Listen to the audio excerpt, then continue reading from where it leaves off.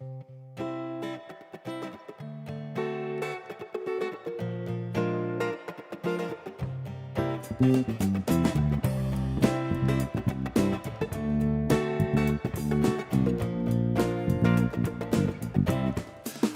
in the right place at the right time. I am just where I'm supposed to be. I'm in the right place at the right time. I'm just where I'm supposed to be. Oh, my soul is welcome here. Oh, my soul is welcome here. I am getting the message loud and clear. My soul is welcome here.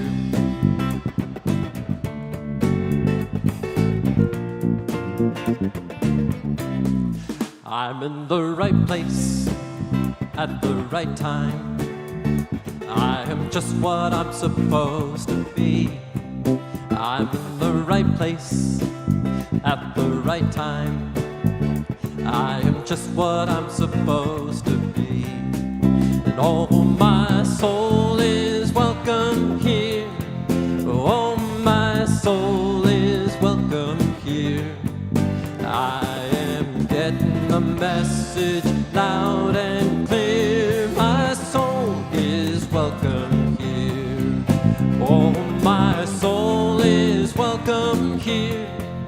Oh, my soul is welcome here. I am getting the message loud and clear. My soul is welcome here. I am getting the message loud and clear. My soul is welcome here.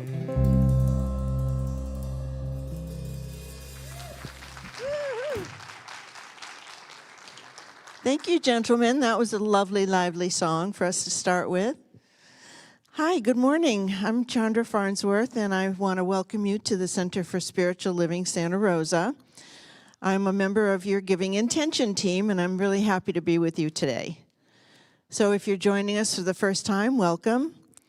And thank you to our live stream viewers. We are so grateful that you're sharing this time with us online. And live streamers, if you love feeling inspired by our services, why don't you think about sharing us with your friends by clicking the share button at the bottom of the screen.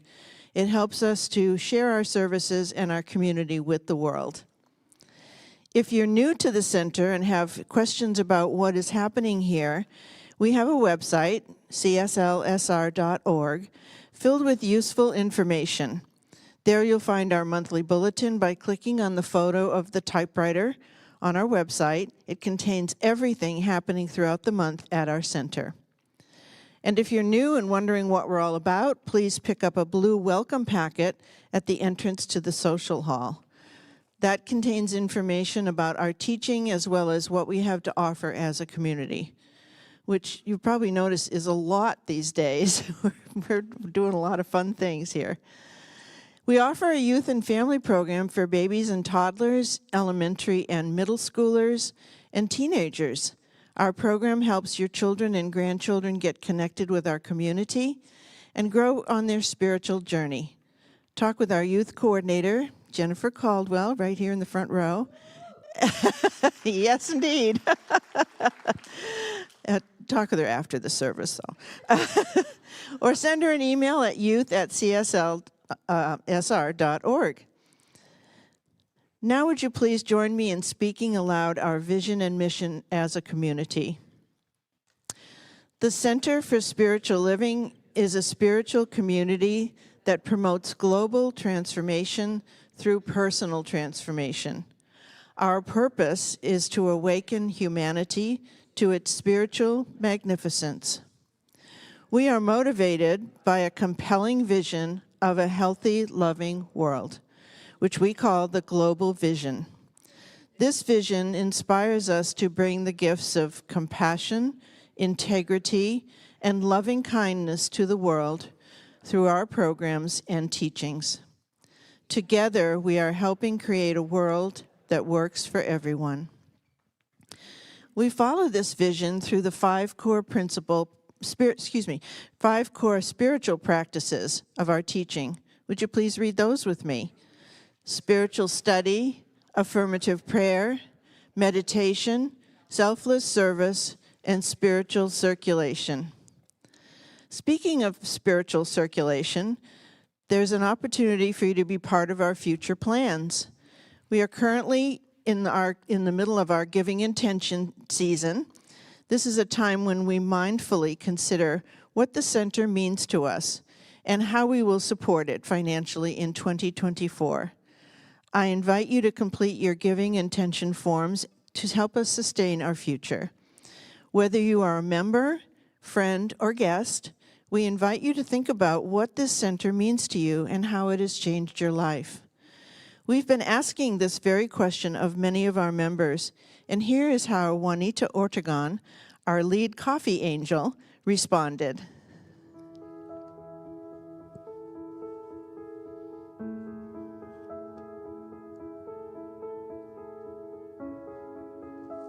The Center for Spiritual Living Santa Rosa is my spiritual home, which is like no other I have ever experienced. I have been deeply moved by the spiritual talks given every Sunday by our incredible and wonderful ministers. I feel that the numerous classes I have participated in have helped me grow to the depth of my heart in the science of mind process in knowing that the living spirit is right where I am always. I oversee the coffee service every Sunday, and that has opened my heart to so much joy. Volunteering in this way has given me the opportunity to meet so many wonderful and loving members of our community. I am here because of the love and support I feel authentically from everyone at the Center for Spiritual Living. I give of myself so easily because I receive so much from our center. I am at home, right here, right now, and I am so very grateful. Lovely. Thank you, Juanita. I know that somewhere between the music, meditation, prayer, practices, and Reverend Russ's message today is exactly what you need to experience for the next step of your spiritual unfoldment. You are welcome here.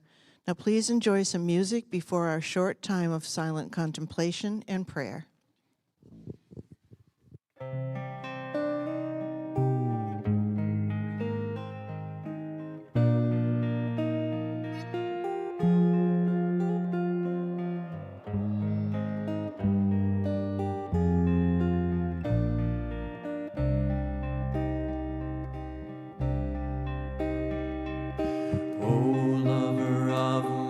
Soul and keeper of my spirit, nothing can separate us. We are one. Won't you join me?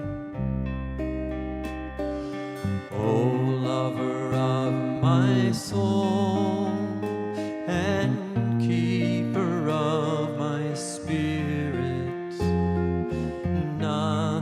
separate us, we are one. We are one.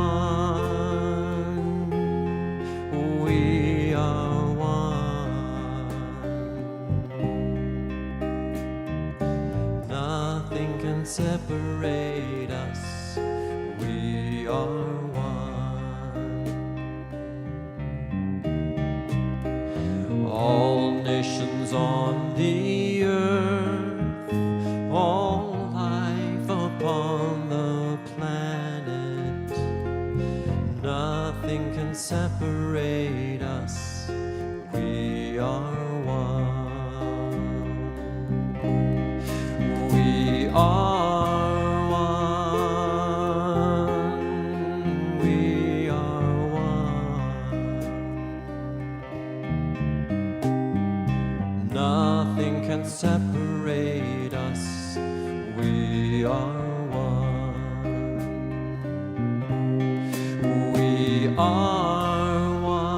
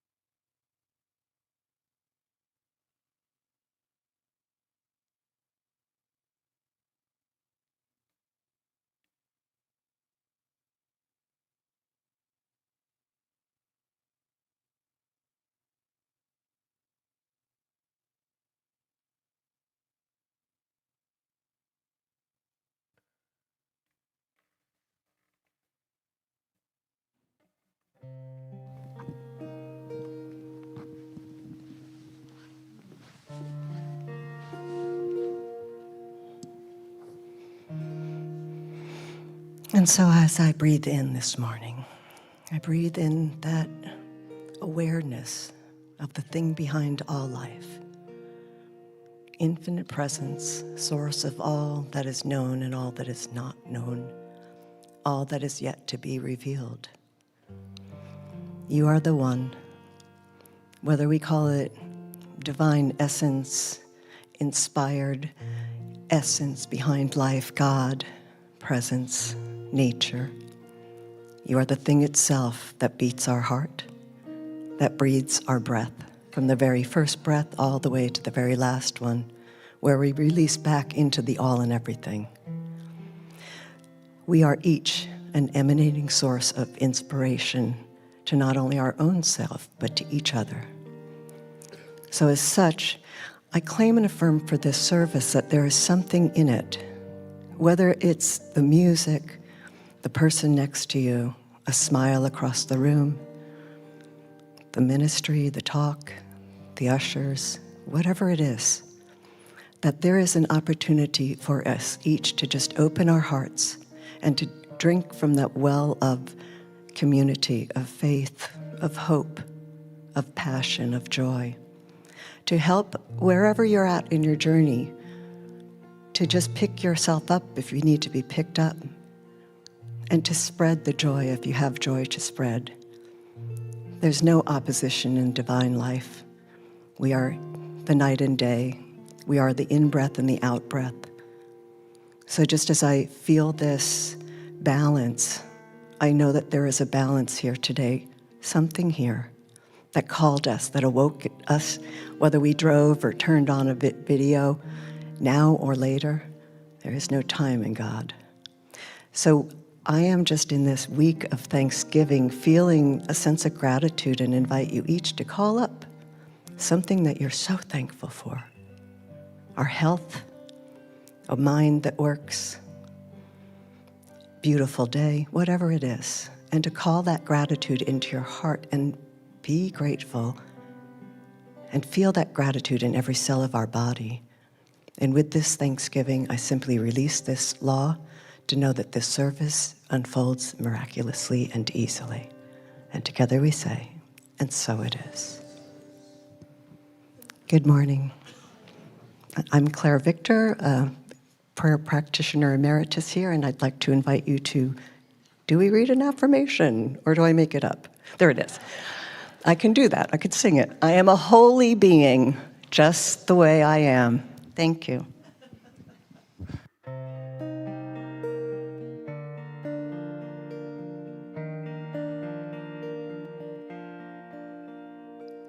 Where I am, God is. Where I stand, God is standing strong. Where I breathe, oh, God is breathing life in and out and through me, as me. Where I sing, God is. Where I dance, joy lifts my feet. Where I live, oh, beauty's flowing free, in and out and through me, as me. Where I doubt, God is the faith in me. Where I cry, God is the comfort there. Where I seek, God is the answer, here and now, forever and ever and ever. Where I speak,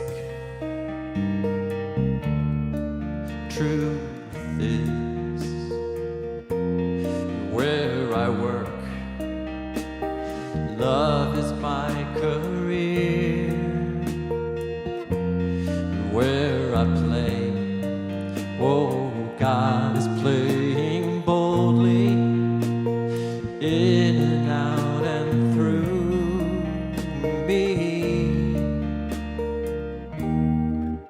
as me.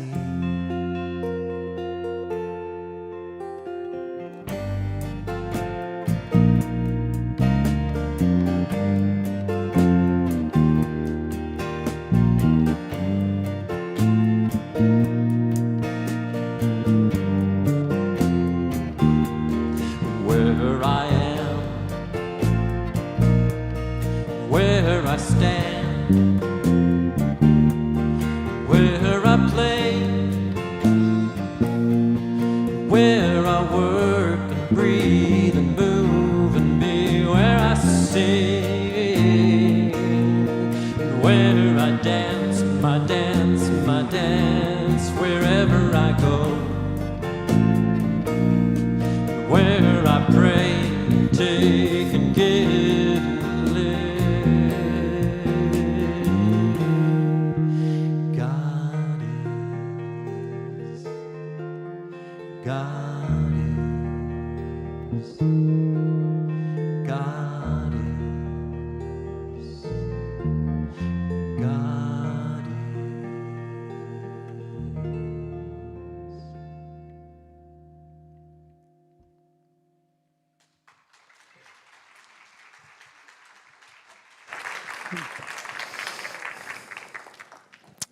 Good morning, everyone. Can we give some more love to Chris and Atreyu and Brett?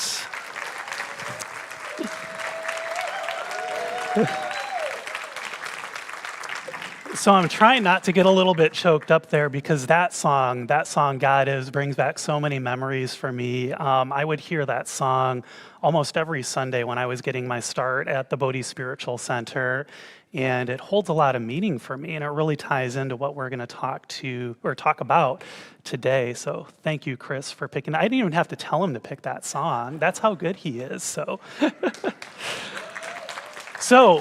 before we start our talk today, though, I have a very special announcement. And no, it is not that today is Pi Day. That's coming soon. You'll hear that from Chandra. Rather, there's a flower dedication today. And there's a reason that I didn't have our friend Chandra do it, because she's part of that flower dedication. So one of the ways that we share our love with each other here at the center is through flowers. And we have these beautiful flowers here today over on our table there. And today's flower dedication is for every single person who helped out with our art fundraiser and reception. And that was a smashing success, yes. So I wanted to, and it's from me, and I wanted to have I wanted to say a very special thank you to Bob Hart, to Daniel Celador, to Carrie Manwiller, to Linda Han, to Jewel Shield, all who were on our art team and were instrumental in staging all of the paintings and the artwork, and there was a lot. Let me tell you, there was quite a lot of artwork to go through, and they did an amazing job. And I wanted to say thank you to Chandra Farnsworth, to Jan Davis, to Chris Kelly, to our wonderful teens who helped out with serving food on that Friday reception. Wanted to say thank you to Kathy Summers, who provided these beautiful flower arrangements for the event. And say thank you to Jeff Basham, who's up in our AV booth today. He also makes delicious mocktails. And that's what he made for us on that Friday reception. And say thank you to Alan Yeager and Linda Almeida and Mitzi Hughes and Jennifer Mann, who all helped us to take payments on the night of the reception, and so much more. And I'm sure there's probably somebody whose name that I forgot, so this is for you too, if you helped out with this event. Each and every one of these people who have helped out with that art fundraiser and reception, and who continue to, because as you see, we're still selling some art, all of you are such a shining example of the heart and the dedication and the boundless creativity here at our center. And I am so grateful for you. We are so grateful for you. So let's give them all a round of applause, shall we?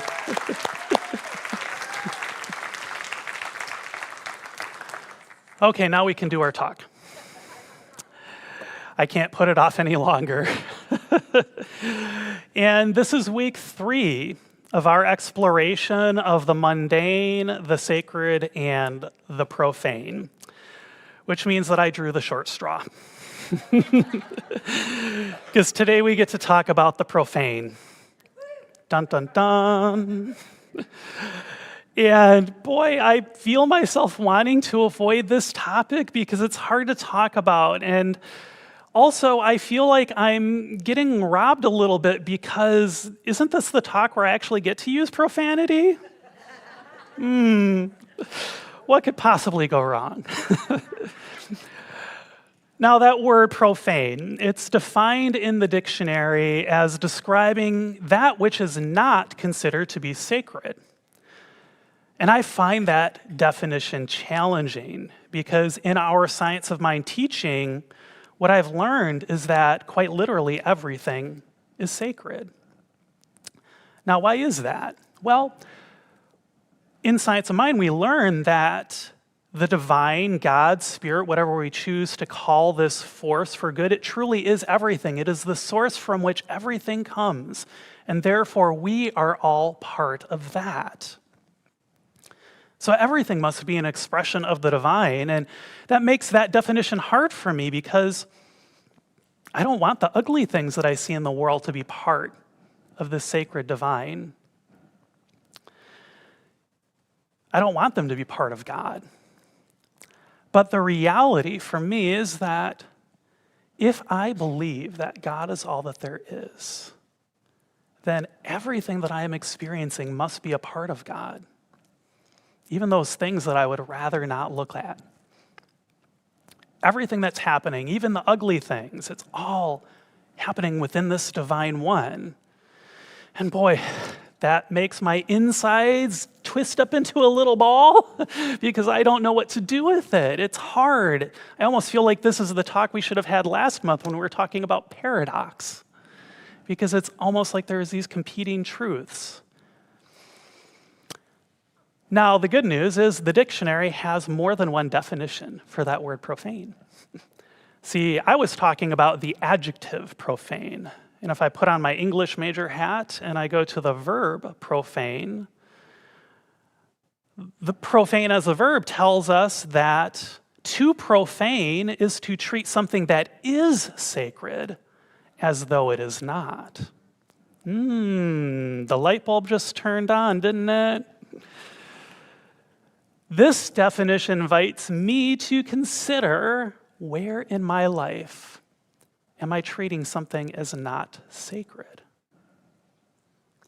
Where am I making something outside of myself, something other than myself?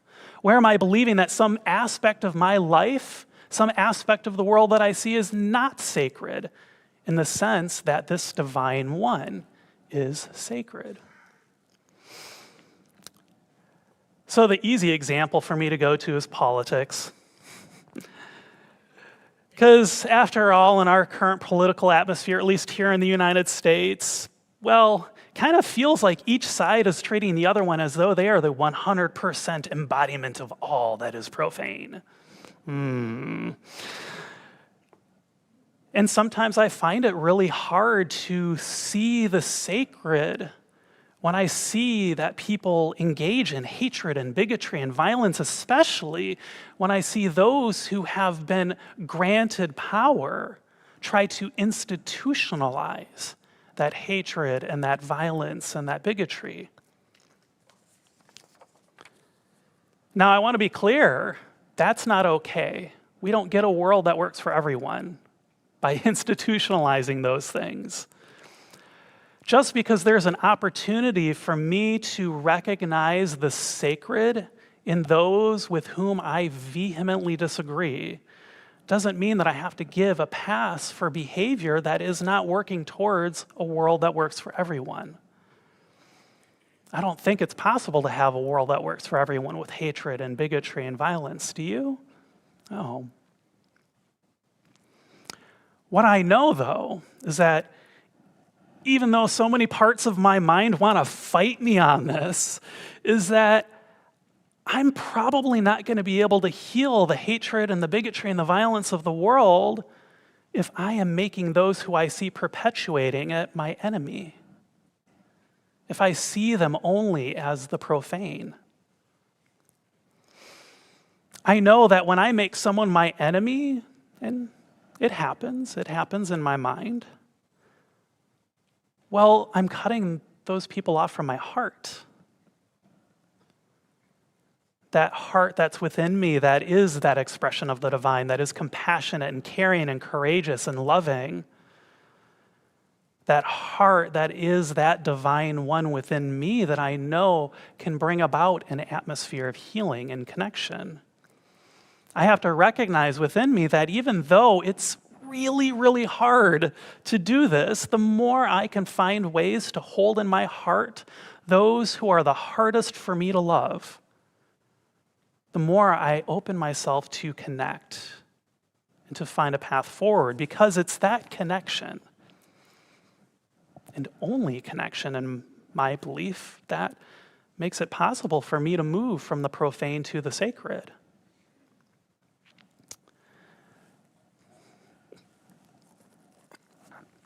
So I'm a member of the Diversity, Equity, and Inclusion Committee for Centers for Spiritual Living. And the work that we do is focused on helping to make a world that works for everyone by creating safe and inclusive venues, often through webinars that we do on Zoom, to discuss what are often very challenging topics.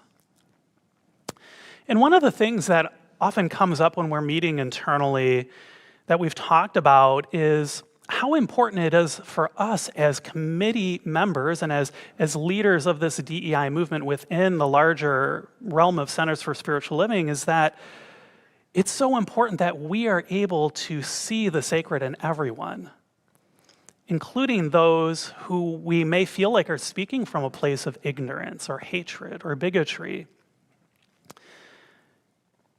And we have to remind ourselves to be wary of when our mind wants to make profane those who we disagree with. Now, I've seen this play out in some interesting ways on some of these meetings, these webinars, where sometimes I'll see a well-meaning person who really wants to educate, who wants to correct someone who might have stumbled, who might have said something in a way that could be considered offensive or not inclusive. And sometimes I see the delivery of that correction is perhaps not as, elegant is the word that I would use. Sometimes it could be downright combative. And what I witness when that happens is that the person who's on the receiving end, they start to shut down. They actually don't open up to what may be, something that's correct that's being shared with them. Instead, they go into their defenses, and they become less likely to consider a more inclusive way of being. And what this teaches me when I witness that is that it's so important for me to make an authentic connection before I start to share my idea. For me to check in with myself and to see, am I putting this person who might have stumbled in the way that they're showing up in the world, am I putting them outside of my heart? Because if I approach them that way, well, I don't know about you, but I can feel when someone else has put me outside of their heart and they're talking to me that way. Has anyone ever experienced that? Yeah. If I don't make that connection, it doesn't matter what I say, because the way that I say it is what matters more. It's the difference between being an authentic dialogue with somebody from a place of compassion and curiosity and open-heartedness, instead of just simply talking at a person and expecting that they're going to get it. Let me tell you, preaching's easy, but it's not that effective. I realize the irony of saying that as I'm up here giving a Sunday talk. Conversation, on the other hand, dialogue, requires me to not just see the spark of the sacred in the person that I'm speaking with, But I also have to see that spark of the sacred within myself. Because to really be in authentic dialogue means that I have to let my defenses down. I have to become vulnerable. And if I don't see the sacred within me, that gets to be really hard and scary. Now, there's a reason why I think this type of dialogue, and this is my observation, perhaps you have seen this too, that this type of dialogue has become really challenging in our current social atmosphere. And that's because it seems to me that we as a society have forgotten what authentic, vulnerable dialogue really looks like, what it feels like, how to embrace it. Now, those of you who've seen me speak before, you know I'm a nerd. I did give a talk all about space last month. I'm also a philosophy nerd. And there is a very obscure French philosopher named Guy Debord who I have been obsessed with this year. And, in the middle of the 20th century, he wrote an essay that was a series of theses, and a thesis is just a very concise statement of truth, called The Society of the Spectacle. It's such a great name. And what he was writing about is this huge problem that he saw in the world, emerging in the world. And this was the time when television was becoming a thing. It was becoming mainstream. And what he was noticing is that rather than people interacting with one another directly, as we had as human beings for thousands of years, he saw that instead, modern society started to interact through images, pictures, through representations as opposed to reality. So think of every time that you see an ad on TV or on the internet or on a billboard as you're driving down the highway. Can that ad ever tell you anywhere near the full truth about the product that they're trying to sell you? Sometimes it almost seems like it's the opposite of the truth, right? I remember I had this mass media course that I took when I was in high school, and the teacher taught us this term for this, for some of the things that we would see in advertising, and it's called glittering generalities. Little one-line pithy statements that have zero meaning to them that are designed to evoke an emotional response. And how often do we see that in the world? On a box of Cheerios, on a billboard, on TV, on the internet, all of these generalities that are trying to represent something to us without actually being real. You see where the problem might start to come in, yeah? At least I do. I hope you do. I think this is why I like and why I think we do in Sonoma County, because I see so many, why we love craft fairs so much, because in a craft fair, we actually get to meet the person who made the thing. We get to talk to them. We get to see their passion and their creativity. It's not this thing that's way out there that's divorced from us. We can interact with them. It's hard to have a conversation with an image, isn't it? I mean, I've tried. It doesn't work very well. It's because these images that we've been using to mediate our life, to relate to one another, are inherently one-sided. So another image that you can put in your mind, if you go back to this example of politics, I feel like I saw an image of this, but I couldn't find it to give you a slide. But I remember during one of the many protests that we've had in the past 10 years or so, that there's an image of these two sides, protesters and counter-protesters. And you can see that they're both screaming at each other. They're both holding signs with each of their own slogans, glittering generalities. But when I look at that, I think to myself, is anything actually being solved? I like things that are effective, and that didn't seem super effective to me because they're talking at each other instead of with each other. And that's what I see with politics. I don't often see that conversation happening. I only see talking point A and talking point B, and here's what they do. Ooh, they just keep going by each other, just like that, ships passing in the night, not actually coming together and figuring things out. Often I only see politicians and leaders who are more apt to focus on selling the image of change rather than change itself. Democrats, Republicans, Independents, Green Party, Libertarians, it doesn't matter who's sharing the image. It's still only an image. And I don't know about you, but I've never once seen an image that actually changes the world. It's because what I've found is that the only thing that can change the world is people. We have to be the ones who make the change. What Guy Debord is inviting us to consider is moving beyond these images, these simple talking points, to very real and authentic dialogue, the same dialogue that for 10,000 years has allowed our species, humanity, to grow and to expand and become the incredible creative force that's at the core of our being.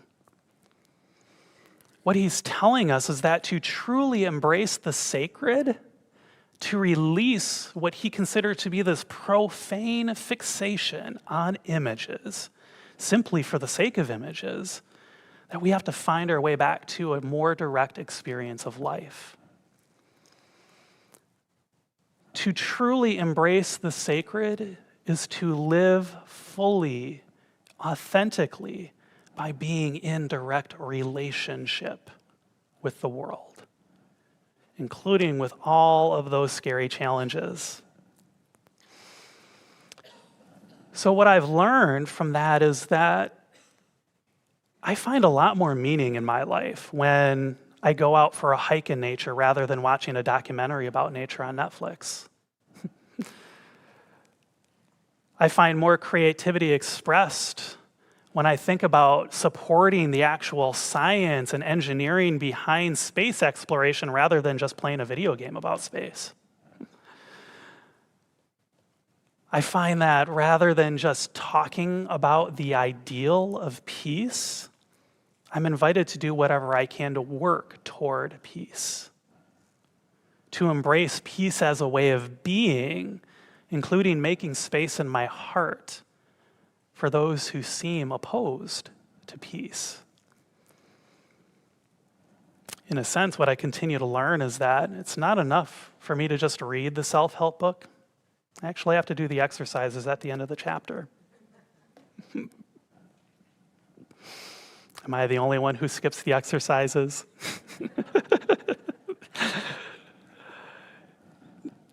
It's hard, it's challenging, but it's so worth it because I notice that the more I make an effort to move beyond simply paying lip service to the values that I know are within my heart of hearts, the more I try to be in actual relationship with the world and the people within it, the more rewarding my life becomes.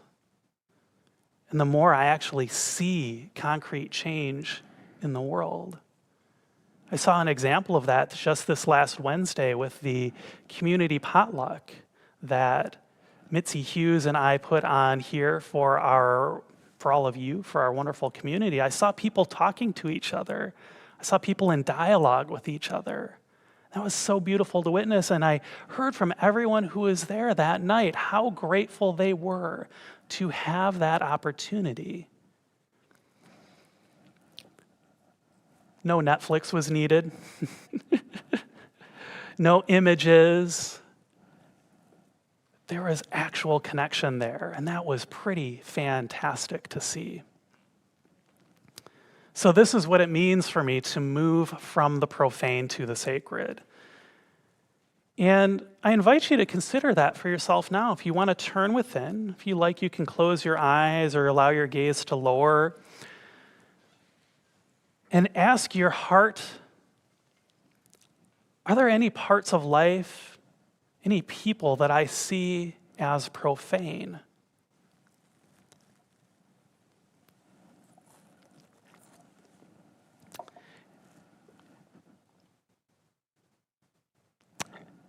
And if you do see something come up, then ask yourself, how might I find just a little bit of the sacred within them,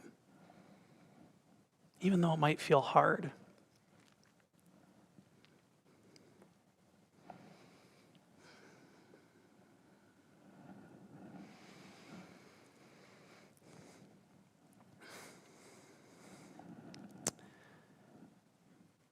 And now we get to take it a step further. Ask yourself, what one very easy action, what simple first step can I take to bring just a little bit more of this feeling of the sacred into that which I see as profane?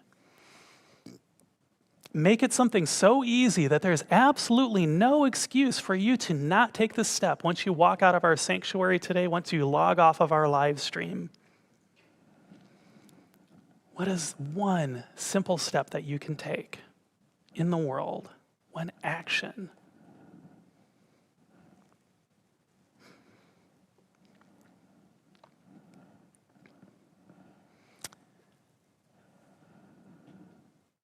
And so I invite you to find your way back to the room.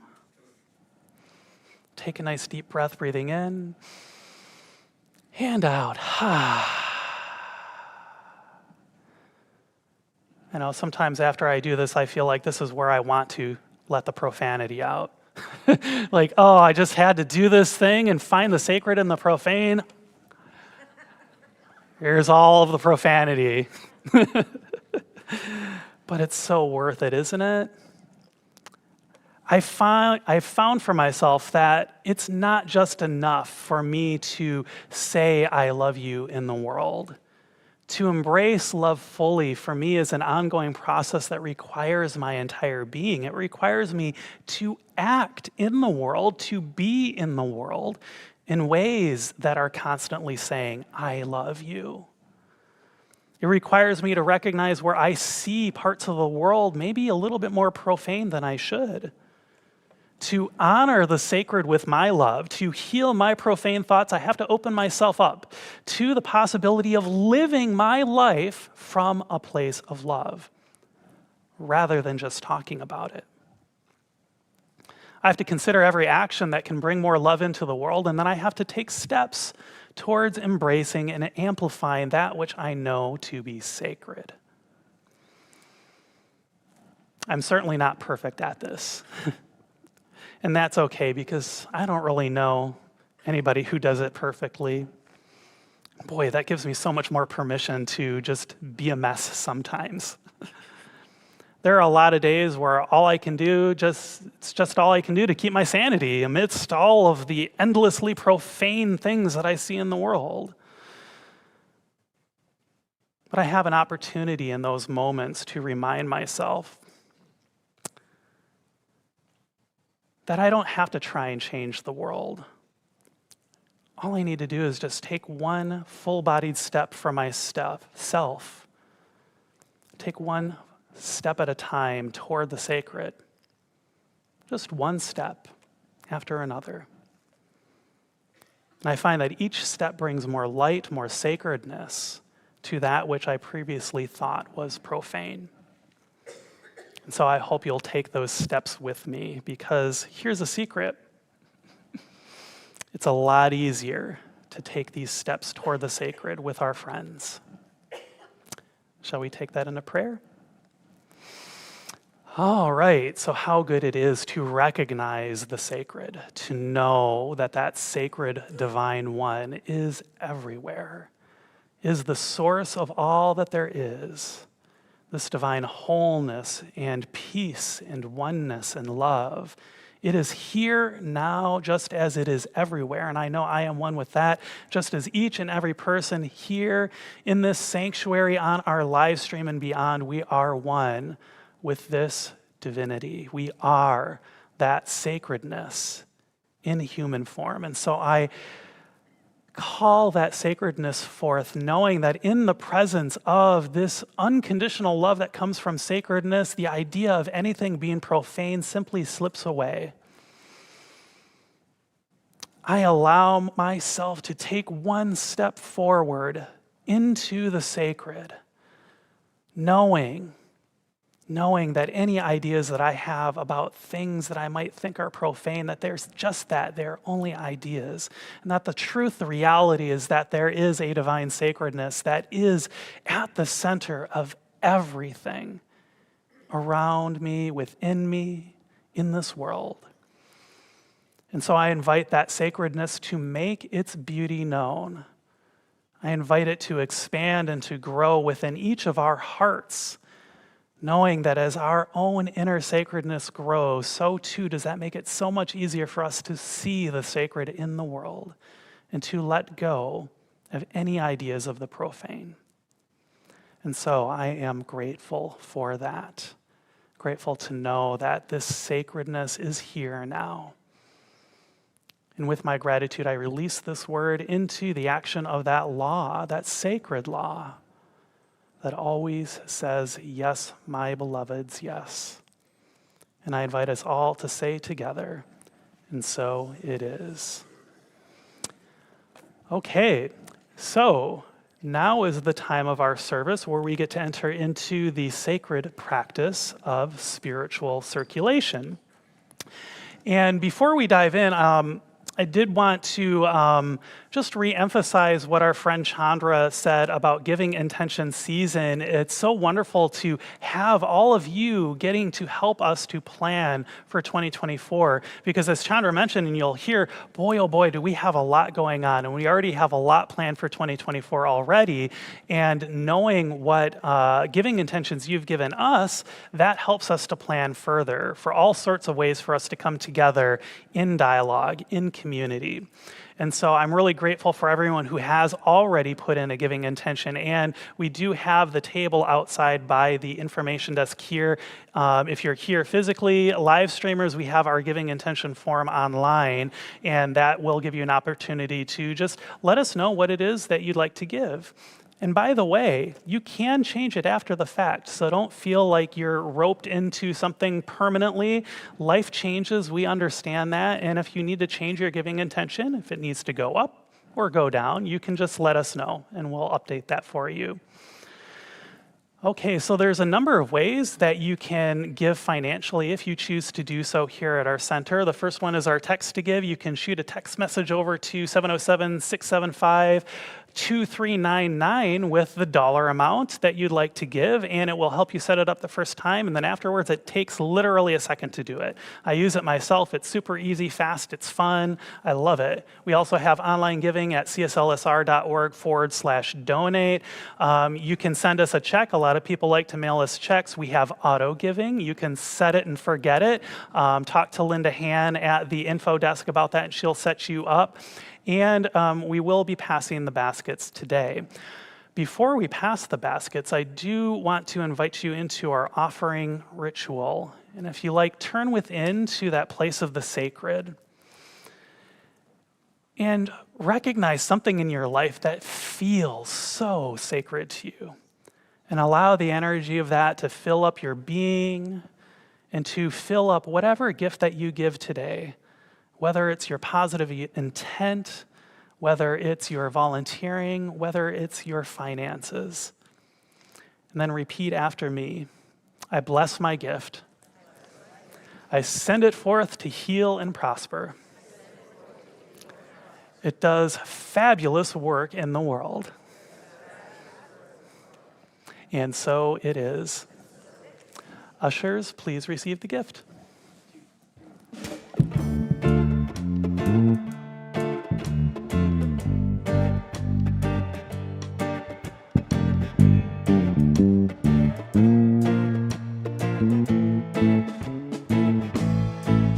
Oh, Spirit, guide my day. Open my heart to live your way. Teach me to hear your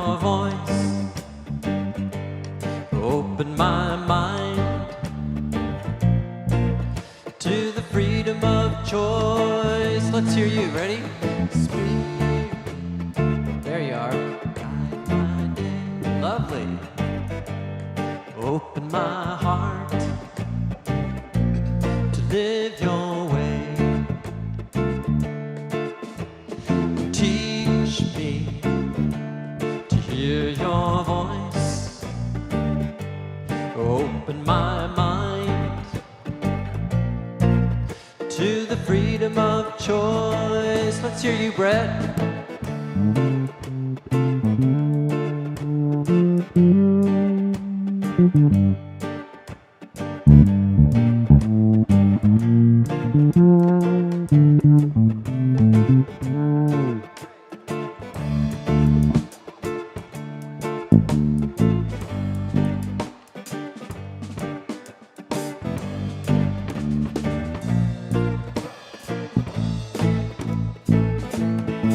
Oh, Spirit, guide my day. Open my heart to live your way. Teach me to hear your voice. Open my mind to the freedom of choice. Spirit.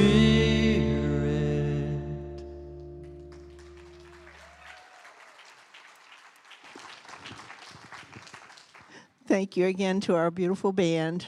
We just appreciate you so much. All right, who's ready for pie? Yes, today's our autumn pie party. Right after this service, stick around and eat delicious pie to your heart's content. And thank you to all our congregants who brought pie to share.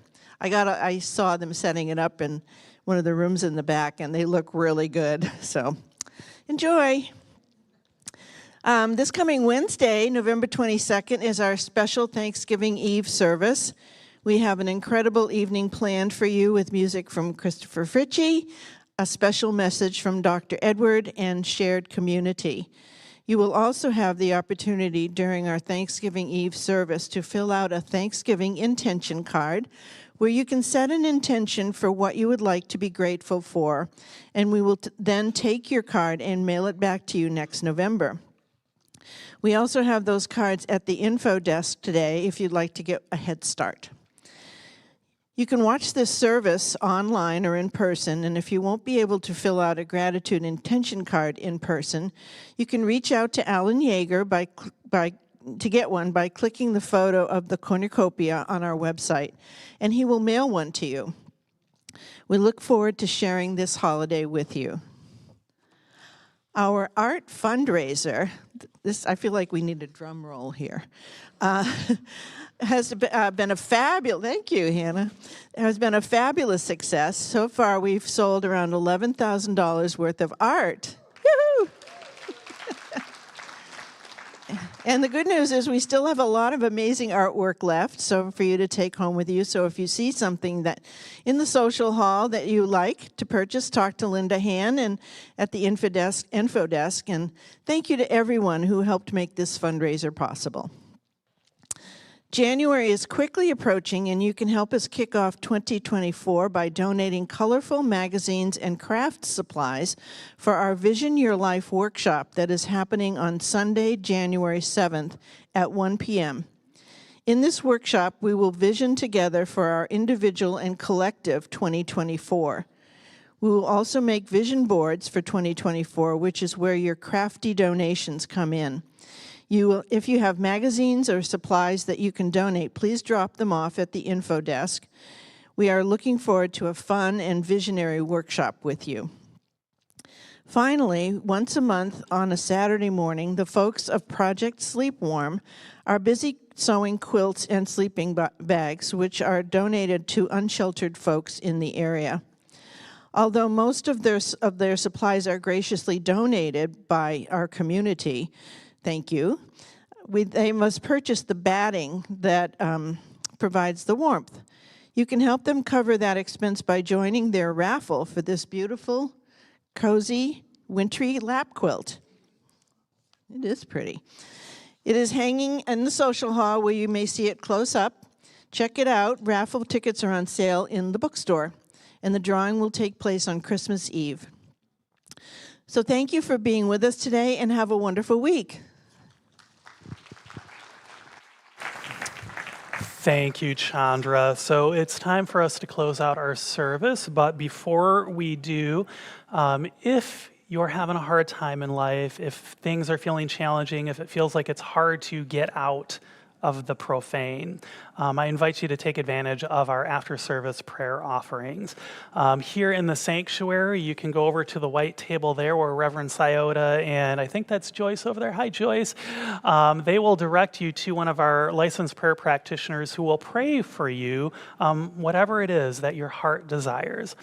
We also have prayer available for those of you online over Zoom, and you can go to that link, cslsr.org/Zoom-prayer, and you will be able to have a confidential prayer with one of our online practitioners. So please do take advantage of that, because I know for me, sometimes I'm so stuck in my mindset of the profane that I need someone else's help to get out of it.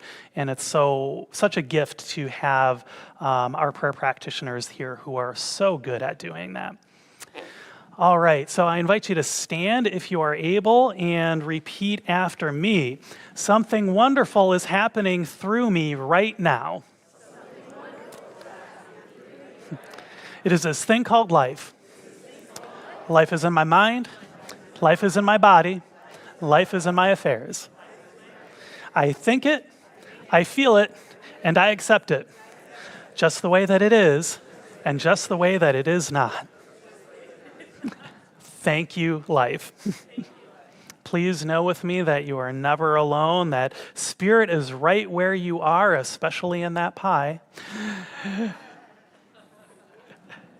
And know that you have to only ever look within at any moment to know that you are guided, sustained, and empowered by a presence that expresses itself as you in this world. In deepest gratitude, let us live our lives accordingly so that in everything we do, say, and think, we honor this sacred presence within. And so it is. Enjoy the closing music and the pie, and we will see you soon. I release and I let go. Let the Spirit run my life, and my heart is open wide. Yes, I'm only here for God. No more struggle, no more strife. With my faith I see the light. I am free in the Spirit. Yes, I